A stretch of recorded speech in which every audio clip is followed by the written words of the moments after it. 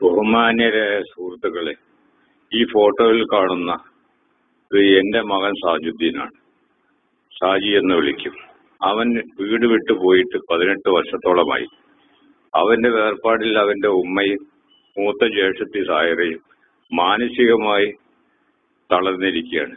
90% മാനസിക രോഗികളാണ് ആയിട്ടാണ് അവര് ജീവിച്ചുകൊണ്ടിരിക്കുന്നത്.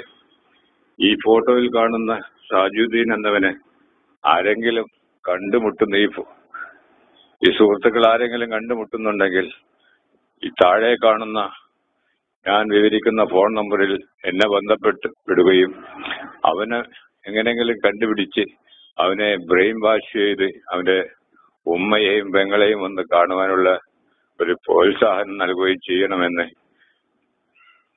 അള്ളാഹുവിന്റെ പേരിൽ ഞാൻ അഭ്യർത്ഥിക്കുന്നു.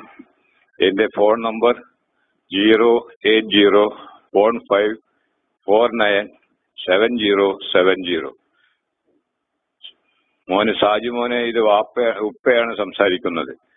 ഇത് നീ കേൾക്കുകയാണെങ്കിൽ നിന്റെ ഉമ്മ നീ പോയ അന്ന് മുതൽ വിഷമിച്ച് ഇപ്പം 90% മാനസിക രോഗിയാണ്. ഉമ്മയുടെ അവസ്ഥ കണ്ട് ഇത്താത്ത സായരത്താത്തയും അതേ അവസ്ഥയിലാണ്. അതുകൊണ്ട് നീ ഇത് കേൾക്കുകയോ നിന്റെ സുഹൃത്തുക്കൾ ആരെയും പറഞ്ഞ് അറിയുകയോ ചെയ്യുകയാണെങ്കിൽ നീ എത്രയും പെട്ടെന്ന് ഉമ്മയെയും താത്തയും ഒന്ന് കാണണം. അതല്ല നീ കാണാൻ താല്പര്യപ്പെട്ടില്ലെങ്കിൽ ചിലപ്പോൾ എന്റെ ശബ്ദവും ഉമ്മയുടെയും ഇത്താത്തയുടെയും എല്ലാവരുടെയും ശബ്ദവും ഒടുവിൽ ഇതൊരു അവസാന ശബ്ദമായി നിനക്ക് നിലനിൽക്കും. നിന്റെ സാമ്പത്തികമോ നിന്റെ ഒന്നും ഞങ്ങൾ പ്രതീക്ഷിക്കുന്നില്ല. നീ എത്രയും പെട്ടെന്ന് നിനക്ക് വല്ല പണത്തിന്റെ ബുദ്ധിമുട്ടോ സാമ്പത്തിക പ്രശ്നങ്ങളോ ഉണ്ടെങ്കിൽ അത് പരിഹരിച്ചു തരുവാനും ഞാൻ തയ്യാറാണ്. നിന്റെ ഭാവിക്ക് വേണ്ടി പല ഉപദേശങ്ങളും ഞാൻ ചെയ്തു. അത് എനിക്ക് ഇഷ്ടപ്പെടാതെയാണ് നീ വീട് വിട്ടിറങ്ങിപ്പോയത്.